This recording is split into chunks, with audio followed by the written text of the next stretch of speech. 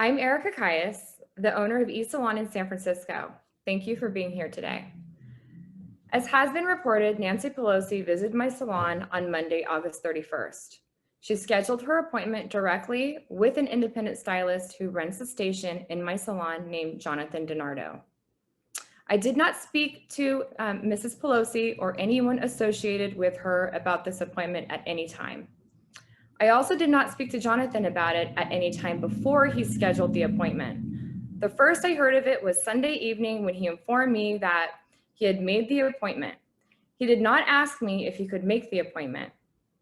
And as an independent stylist, he doesn't have to ask me or ask for my permission to make appointments. He told me that he had already made the appointment. The restrictions in San Francisco currently do not allow stylists to perform any services indoors. I understand Mrs. Pelosi now claims that she was set up by me to come into the salon and be filmed. Of course, since I had no contact with Mrs. Pelosi or her team about any of this, and Jonathan is the only one they communicated with, if there was a setup, it could have only been Jonathan who orchestrated it. In fact, not only did I not set her up, her assertion that she is a victim and was set up is totally false and outrageous. Here are the facts. Mrs. Pelosi or her people contacted Jonathan and initially asked if he could provide a hair service at her private residence in San Francisco. Jonathan informed her that this was not possible. He invited her to the salon for a hair service that day, the following day. Jonathan, like all stylists who provide services in my salon other than myself, is an independent contractor. They rent chairs in the salon and have their own schedules, perform their services, and obtain compensation from their clients directly. Each has a door code to the salon, and they have 24 access to the salon at all times. I have nothing to do with this and have never approved or rejected any particular client or service at the salon. Jonathan, as the text message I'm going to provide, did not call me to seek authorization to do Mrs. Pelosi's hair. The appointment had already been made by him. Shortly after the text, Jonathan called me to express his excitement that Mrs. Pelosi was coming into the salon to get her hair done by him. Jonathan is a supporter of Mrs. Pelosi, who represents our district. I know from many conversations with Jonathan and other stylists that we all feel that it is unfair that our small businesses have been shut down since March. Jonathan has been an active supporter of efforts to open our salon and all salons legally and safely, a goal that I and every stylist I know shares. On the call, which Jonathan initiated, I told Jonathan that if Mrs. Pelosi came to the salon and felt safe doing so, he should speak to her about trying to get other salons to open everywhere and for everyone equally. Jonathan became upset and animated at my suggestion, expressing to me words to the effort of, don't you know how hard of a time she is having right now? She has more and bigger things to worry about. Jonathan texted me after the call apologizing for his fiery and abrasive language on his call to me, and that's what he said. I accepted his apology and expressed my love. At the time of Mrs. Pelosi's appointment, I was not even in California. I was on a plane. Shortly after I landed, I saw that Mrs. Pelosi was passing through the salon without a mask. On Monday evening, after the speaker's appointment, Jonathan actually texted me and conveyed that he did not have a and he did have a discussion with her about not being allowed to open to do hair inside the salon. Not only was the speaker fully aware that salons were closed for such services, but she and Jonathan actually discussed that the fact during her appointment, sorry guys. So the speaker's excuse that she was set up is false. Jonathan did not tell her that the salon was allowed to do one-on-one service side. His text shows plainly that he told her the exact opposite. And if he told her something different to get her to book the appointment, He is the one who lied to her, not me and not my salon. But I highly doubt that he said such a thing, because if we were allowed to do one-on-one services in the salon, we would not be open for business, since almost everything we do is one-on-one.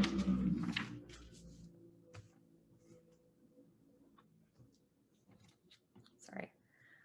I had no knowledge of Mrs. Pelosi's appointment until after she booked it, and I had no plan or intention to release any video of her, even after my discussion with Jonathan. As I said in that discussion, I asked him to speak to her and making sure all people who felt comfortable and safe in a salon, just as she obviously did, be permitted to go to a salon. But when I saw that she wasn't even wearing a mask, I realized that it is absurd that she felt safe and gets to choose to go to the salon, while others are prevented by state and local restrictions from making the same choice. In other words, I want salons to be open. I wanted her visit to be proof that even she knows it is safe to go to the salon. Following the release video and apparent pressure from Mrs. Pelosi's campaign, Jonathan released a statement through a law firm. Little relationship to the truth. I will now address his assertions. Jonathan's claims that he or anyone else was encouraged or almost forced service their clients is false. They are independent, and if they want to feed their families or pay their bills, they are adults and do what they choose to do. Stylists who rent space from me don't pay the salon or me any portion of what they charge their clients. He and other professional stylists may certainly be under pressure of our industry in San Francisco, but that pressure is imposed by Governor Newsom and local elected leaders, not me. If anyone set up Mrs. Pelosi, it could only have been the person she booked the appointment with, Jonathan DiNardo. Obviously, this makes no sense. I am confident that Jonathan did nothing to set up Mrs. Pelosi. In fact, nobody set up Mrs. Pelosi. She is attempting to scapegoat her stylist, Jonathan, a big fan of hers, and me, a small business owner who has had no interactions with her about any of this. For the Speaker of the House of the United States to go on TV and falsely claim she was set up and publicly defame me and send out PR firms to spin more lies by Jonathan in support of the Speaker's own lies is bad enough. But for the Speaker Pelosi to frame herself as a victim under a total false narrative, while small businesses and workers all over California, the state she represents in Congress, suffer and struggle just to survive, is beyond shameful. I don't owe anyone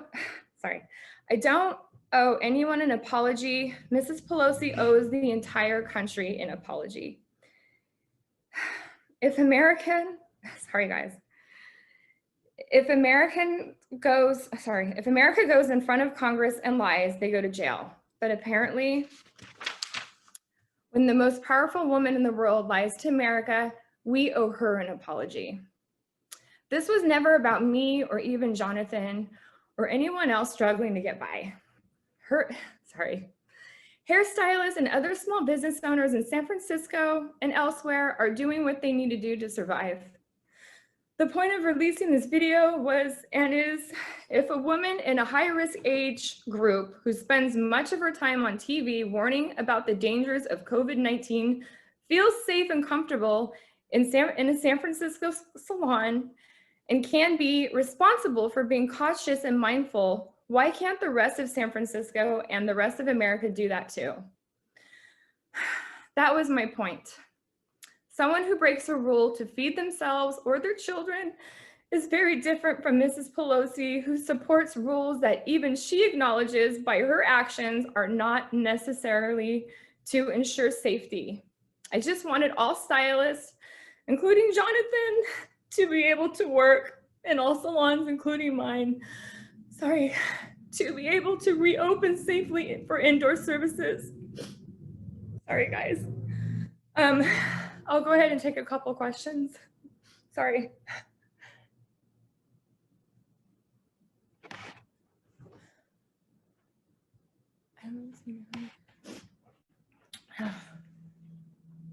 Oh, I see someone. The Sorry. first question will be from Claudia Cowan. Oh, I can hear you now. I'm sorry. I couldn't hear you. I apologize. Hey, Erica, are you doing okay? Take a deep breath. Oh, yeah. Thanks. Sorry.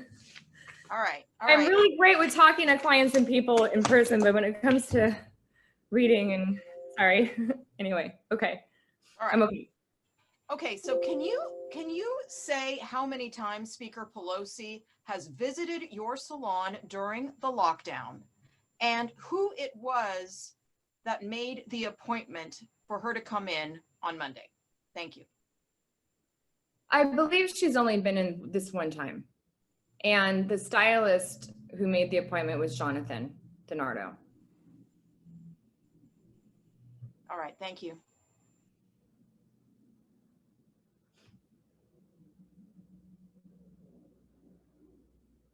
All right, the next question we'll have is Tamara Berry from Cron 4.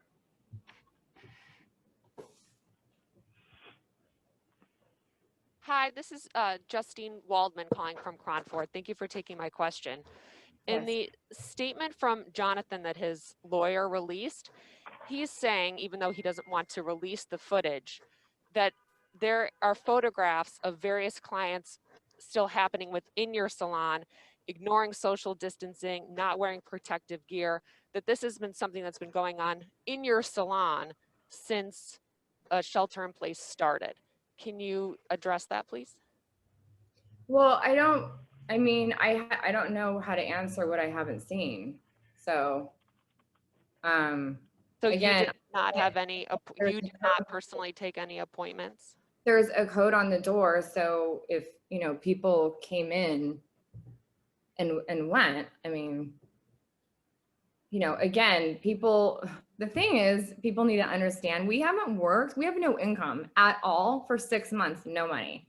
So if someone went in and did a client to feed their family or pay their rent, I have no control over that. But you didn't release pictures of any other clients in there, just of Nancy Pelosi? Yes.